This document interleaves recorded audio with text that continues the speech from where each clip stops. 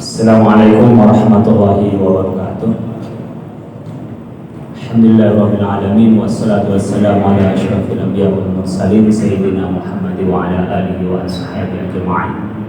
Subhanaka la ilma lana illa ma 'allamtana innaka antal alimul hakim. Bapak Ibu sekalian, jamaah salatul rahimahullah, alhamdulillah kita memanjatkan puji syukur kepada Allah Subhanahu wa taala.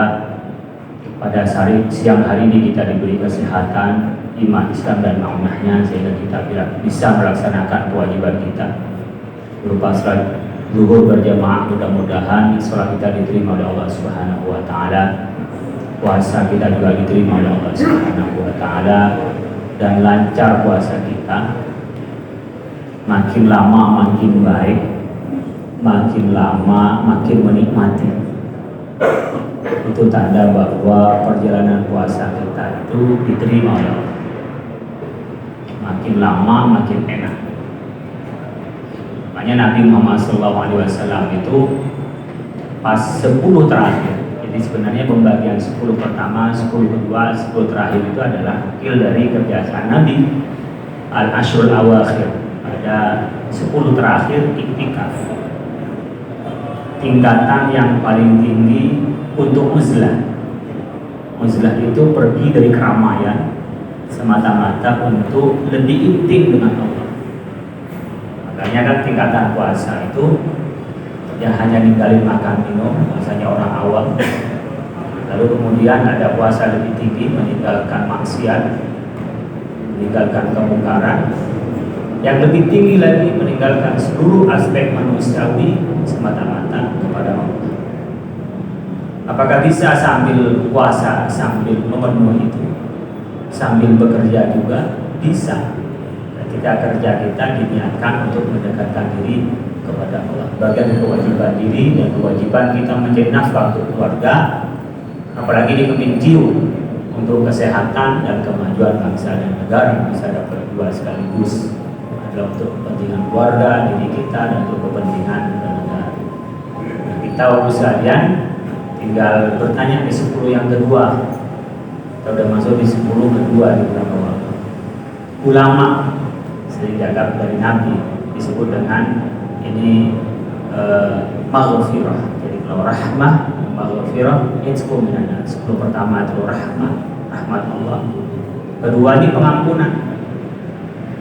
Bagi kita yang sadar betul bahwa nanti kita ada hari ba'ats, bahwa nanti kita akan dibangkitkan oleh Allah dan akan ditimbang amal kita, yang sadar dan ingat ini, pengampunan adalah segalanya.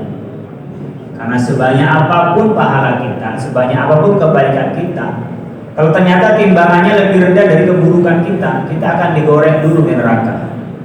Kalau matinya bawa iman dan Islam.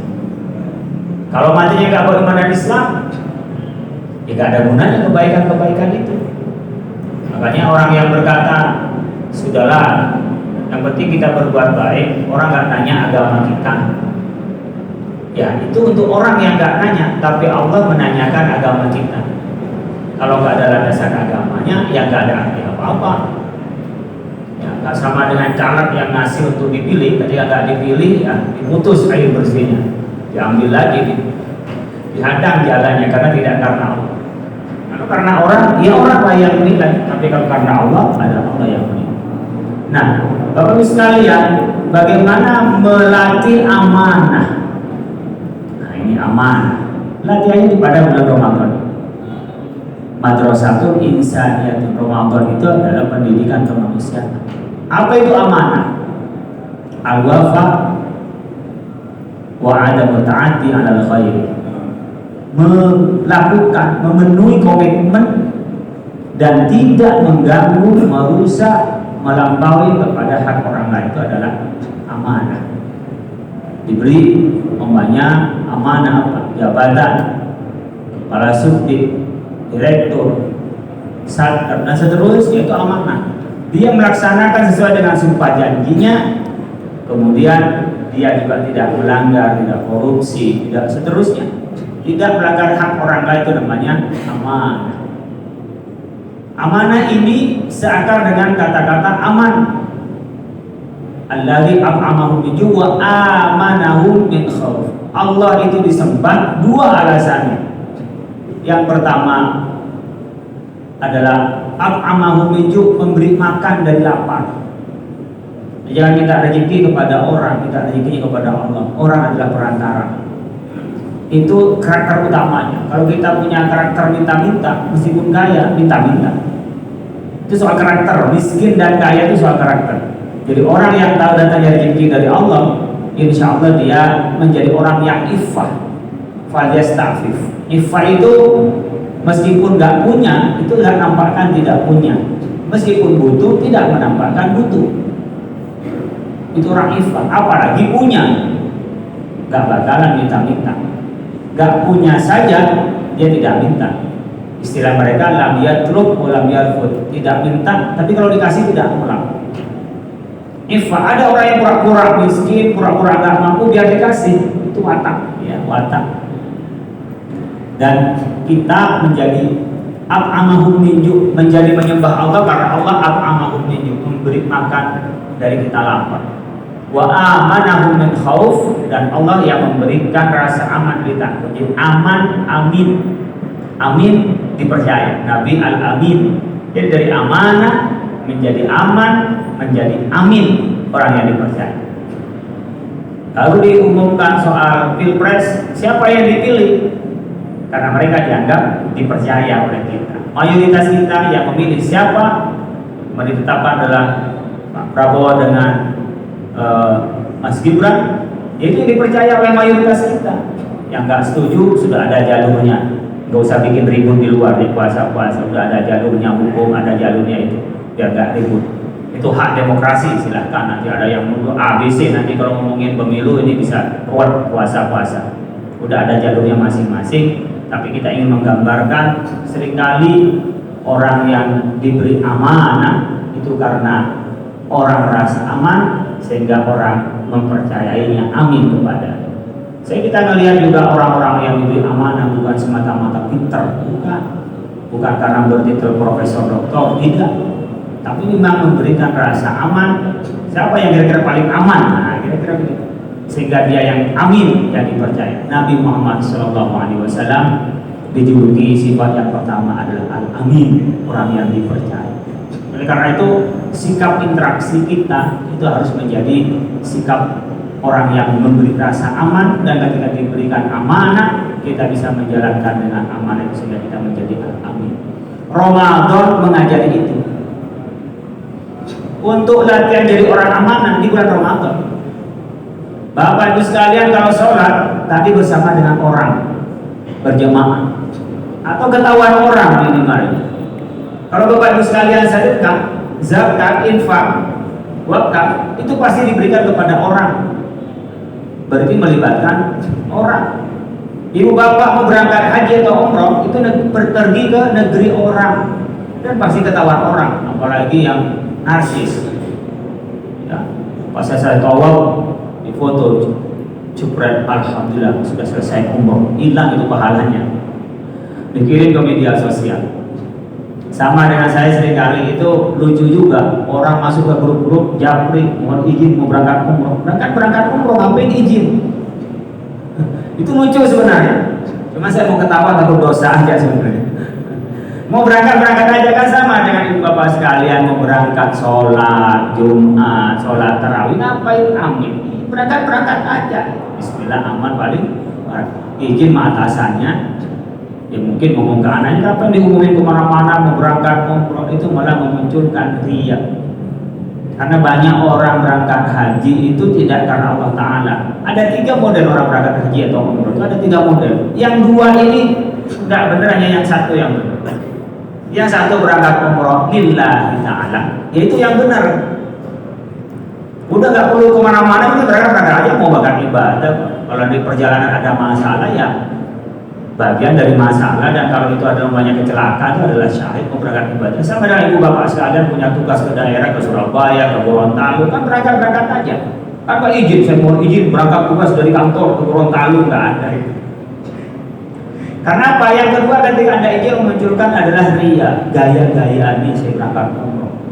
Nih saya umroh, kayak pengumuman, pasti ada rasa bangga. Dan ketika itu ditunjukkan pada orang lain, namanya riya. Ada juga yang kedua, yang ketiga, orang berangkat umroh itu adalah pelesiran, nusa saja, rekreasi aja. Udah buntet di sini, apa yang paling enak? Udah berangkat umroh saja. Jadi kalau dari 3 orang yang umroh, itu 2 itu yang nggak benar, yang 1 yang benar. Apalagi ke sana umpamanya yang orang dagangnya masih benar, lillahi ta'ala bantu orang untuk berangkat umroh sehingga dia juga ikut umroh, itu benar.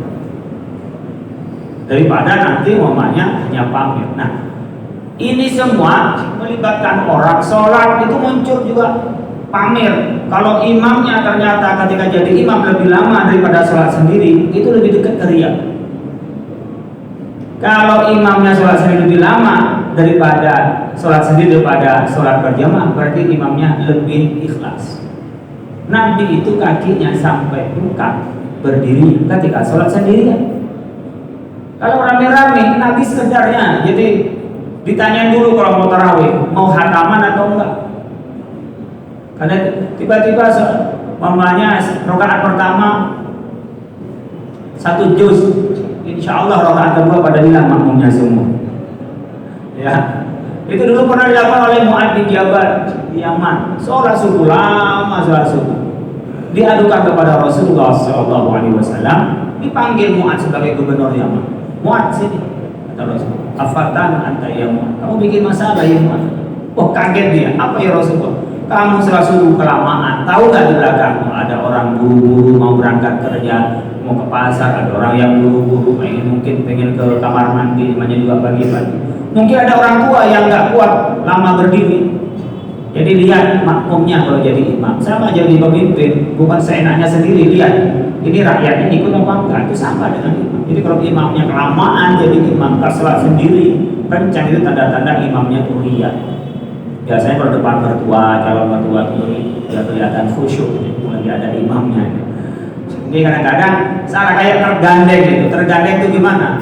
Pas ada muatan tuh jalannya ete-ete tuh pelan. Pas nggak ada muatannya, gitu. Jadi imam-imam tergandeng gitu. Kalau ini contoh artinya apa? Kemungkinan besar kita tergoda dari riya pamer sama orang dari ibadah kita. Ini rukun Islam, haji, zakat, sholat. Tapi puasa pamer sama siapa? Kira-kira puasa ini mau pamer sama siapa? Pamer bau mulut? Kan nggak bisa. Coba mau pamer sama siapa? Antara yang berpuasa dan tidak puasa itu sama. Saya kemarin itu diundang buka puasa di hotel biasa perusahaan. Saya tanya dulu ke sebelah saya sama direksi, ini semua muslim Pak. Ini kami dari 5 hanya 2 yang muslim Pak, 3 non muslim. Di belakang ya mungkin ada perempuan yang tidak sholat, pasti nggak puasa. Tapi kita sama, buka puasa bersama.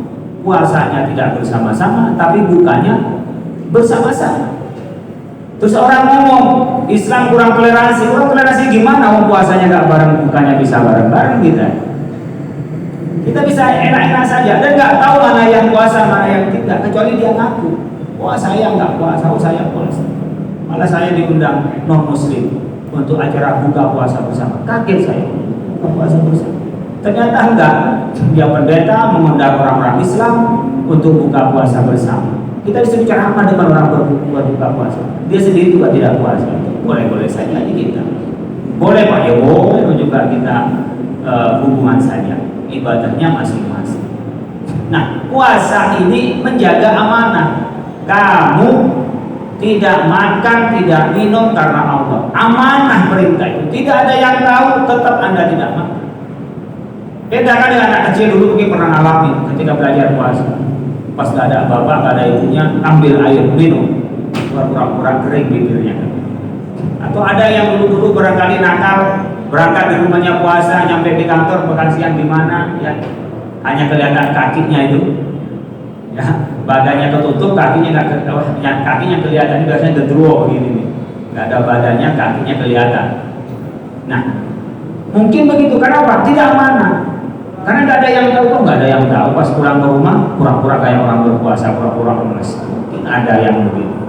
Kapan waktu itu saya nganterin anak saya untuk ujian manfaat, karena waktunya masih lama, saya kecepatan, putar balik, saya mau nunggu di mana, dia mau udahlah ke mall aja sekalian. Coba lihat siang-siang ketika itu jam 2-an, saya syuting di Metro TV. Ternyata banyak juga orang yang makan. Saya masih sengaja pakai masker dan nggak pakai kopi, atau ketawa ustaz ya. Ternyata banyak orang yang makan. Kita tak ada masalah makan di tempat itu, kita tak ada masalah. Dan kita juga tidak menuntut itu. Tapi kembali kepada kewajiban masing-masing, amanahnya kepada Allah Subhanahu wa Ta'ala. Maka latihan amanah ini adalah latihan dengan cara puasa. Maka Allah Subhanahu wa Ta'ala menyebutkan dalam hadis, kullu amal ibni adam lahu ila shaum fa innahu li wa ana ajzi.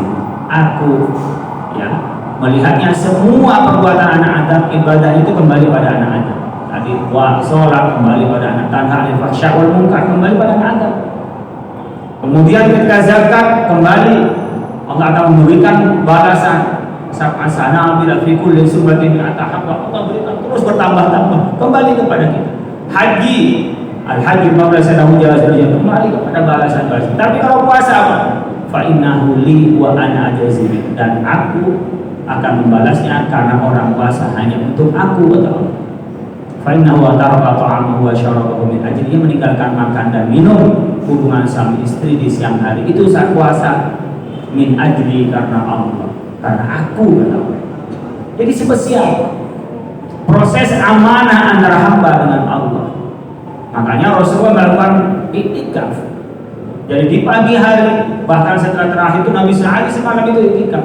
Mencari pulang karena ada keperluan di rumah Allah, kayak bertamu kepada rumah. Ini kan baru rumah Allah. Sujud masjid, tempat kita sujud. Sujud itu apa? Kepala taruh di bawah.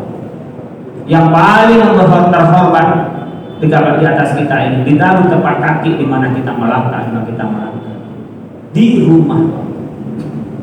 Dan akromul yakumul abdu fi sujud, paling dekatnya hamba Allah sujud. Makanya ketika sujud terakhir disunnahkan lebih lama dan karena ditambahin dengan doa. Ini semua adalah amanah.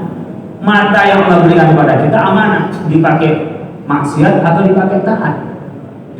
Mulut yang kita mampu bicara dipakai ghibah, dipakai ngajar, dipakai belajar, dan dipakai baca Quran. Itu semua adalah amanah. Dan dari semua amanah yang memberikan pada kita termasuk harta kita. Bapak sekalian, yang punya duit ini sudah 10 kedua, ini sudah mau separuh.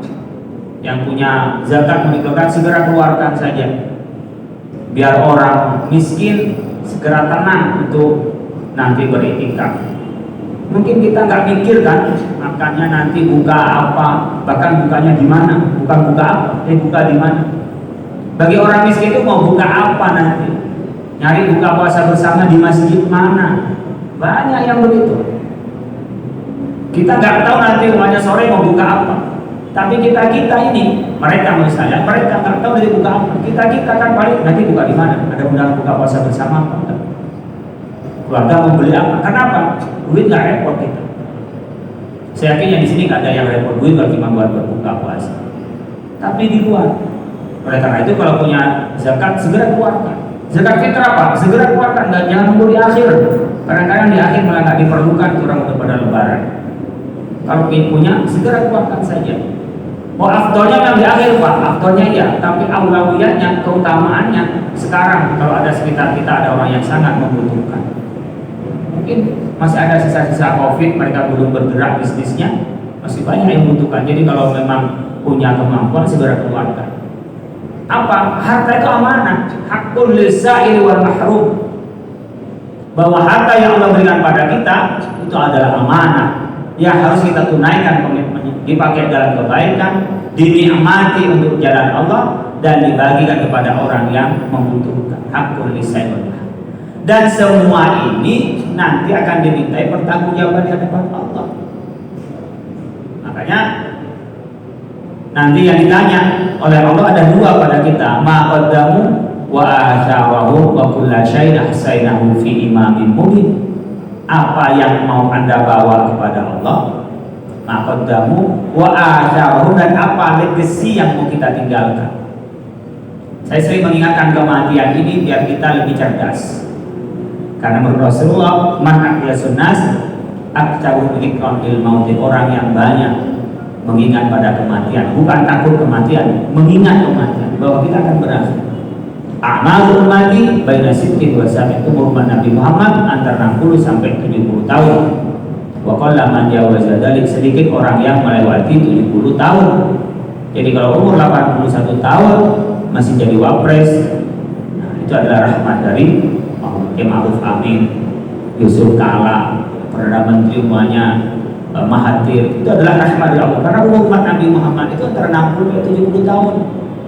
Berbeda dengan umur umatnya Nabi Nuh, berapa? 950 tahun.